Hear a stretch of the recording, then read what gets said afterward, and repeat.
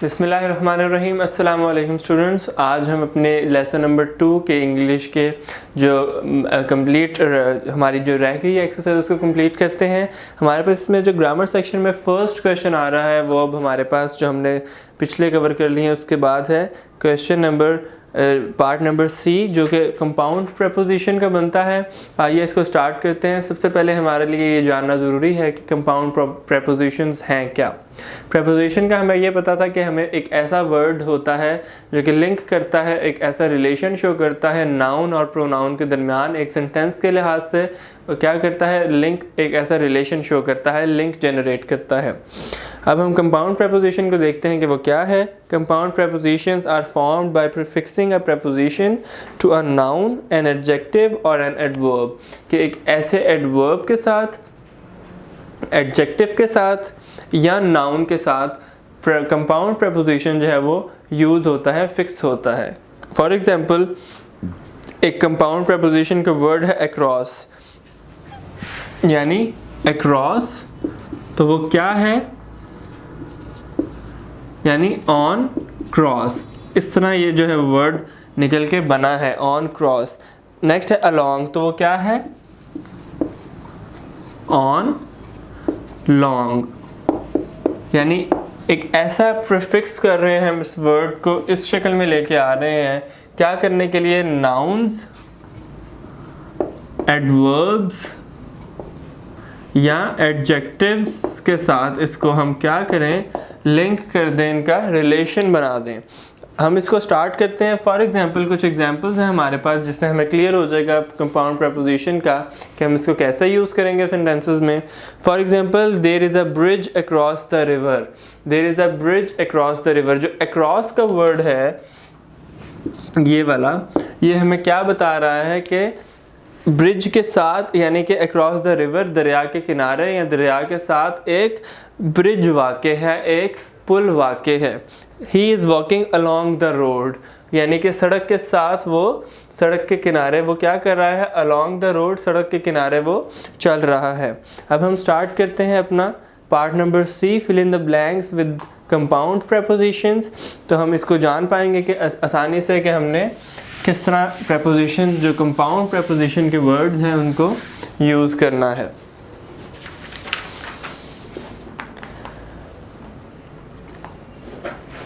First हमारे पास आ रहा है the earth revolves dash the sun. हम तमाम जानते हैं कि ये किस तरह है, earth revolves around the sun. First हमारे पास आ रहा है रिवॉल्व्स, यानी अर्थ जो है वो सूरज के गिर्द घूमती है। सेकंड है he knows English dash Urdu.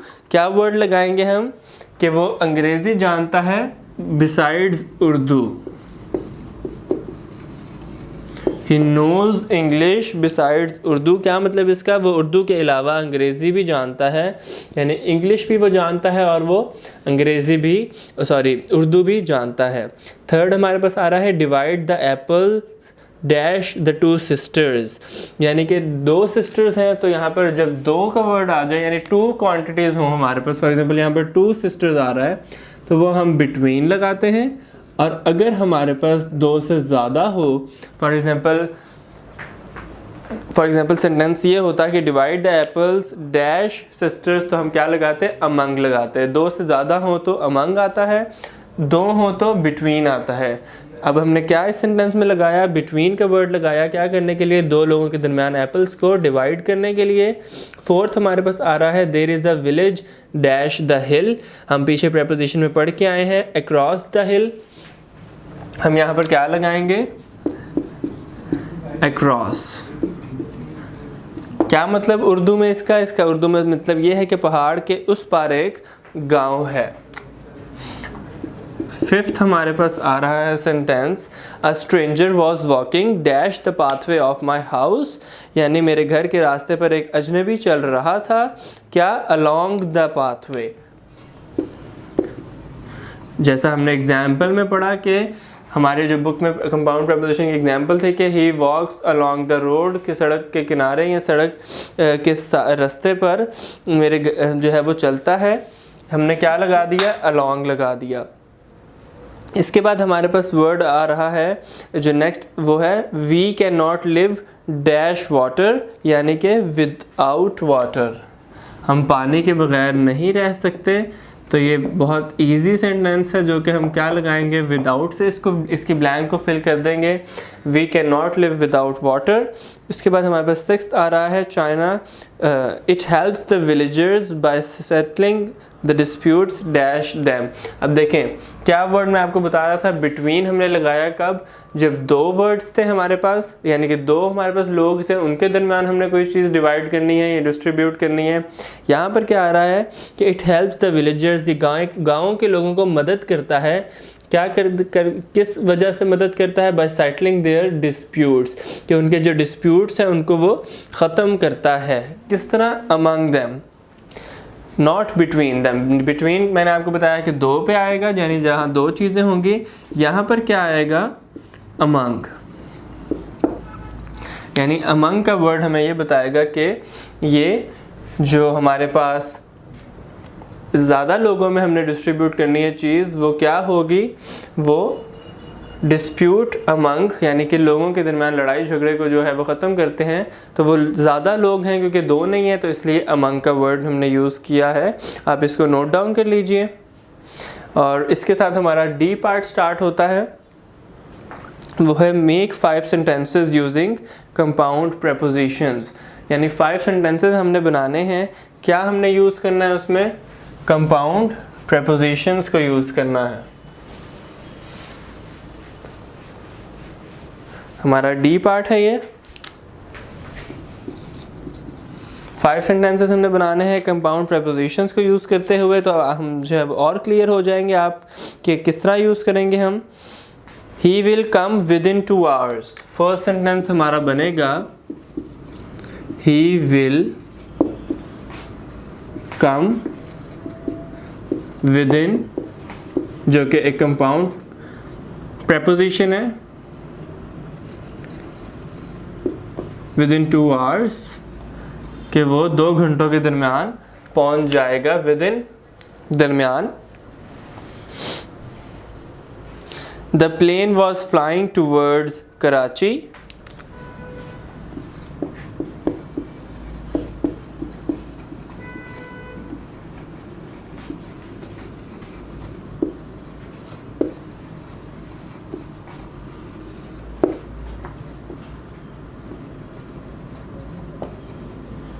यानी ये कैसा वर्ड है प्रेपोजिशन, यहाँ पर टूवर्ड्स आ रहा है, क्या लिंक कर रहा है, ये जो है नाउन को, यानी कि द प्लेन नाउन को लिंक कर रहा है बाकी सेंटेंस के साथ। कि ऑब्जेक्ट क्या है यहाँ पे, कराची के, कराची जाना है उसने, किसने, जहाज़ ने। तो क्या चीज़ उसको लिंक कर रही है, टूवर्ड्स का जो वर्ड है वो उसको लिंक कर रहा है कराची के साथ, जहाज़ को कराची के साथ। नेक्स्ट हमारे पास आ रहा है I have paid all dues up to April, I have paid all dues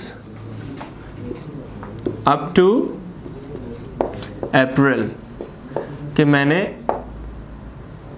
I have paid all dues up to April, क्या मतलब, मैंने अप्रैल तक तमाम वाजिबात अदा कर दिए हैं। यहाँ पर जो आ रहा है वो आ रहा है अप टू अप्रैल, लिंक कर रहा है अप्रैल को किसके साथ, पे करने के साथ। क्या पे करने के साथ, और ड्यूज़ पे करने, तमाम वाजिबात जो है वो पे करने के साथ उसको लिंक कर रहा है।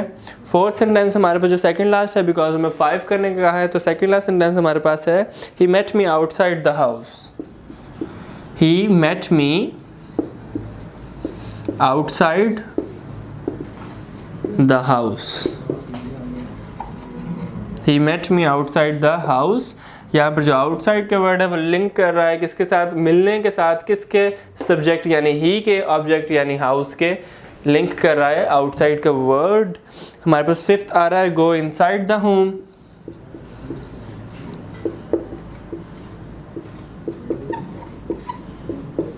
गो इनसाइड द होम, यहाँ पर क्या चीज़ लिंक कर रही है, आप अब क्लियर हो चुके होंगे कि जो इनसाइड का वर्ड है अंदर जाने का, वो लिंक कर रहा है किससे, जाने के, किस में, घर में। तो ये ऑब्जेक्ट है, ये वर्ब है हमारे पास, उसको कह रहा है कि आप अंदर जाओ, कोई करेक्टर उसको कह रहा है कि आप कहाँ जाओ, इनसाइड जाओ घर के, तो ये इसको लिंक कर रहा है। ये हमारा डी पार्ट था।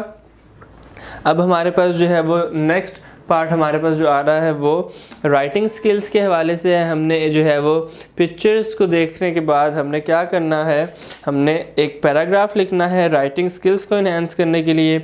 उसके बाद हमने क्या करना है अपने बी पार्ट में तकरीबन माई विलेज के ऊपर हमने 60 to 70 वर्ड्स का जो है एक ऐसे लिखना है, एक पैराग्राफ लिखना है, एक कॉम्प्रिहेंशन लिखनी है अपनी राइटिंग स्किल्स को इन्हेंस करने के लिए। तो ये हम इंशाल्लाह नेक्स्ट लेक्चर में करेंगे। आप इन तमाम को जो हमने 5 सेंटेंसेस लिखे हैं इनको नोट डाउन कर लीजिए, उस पर ग्रिप कर लीजिए। नेक्स्ट लेक्चर में हम अपनी राइटिंग स्किल्स को इन्हेंस करेंगे, एक्सरसाइज का जो लास्ट पार्ट है।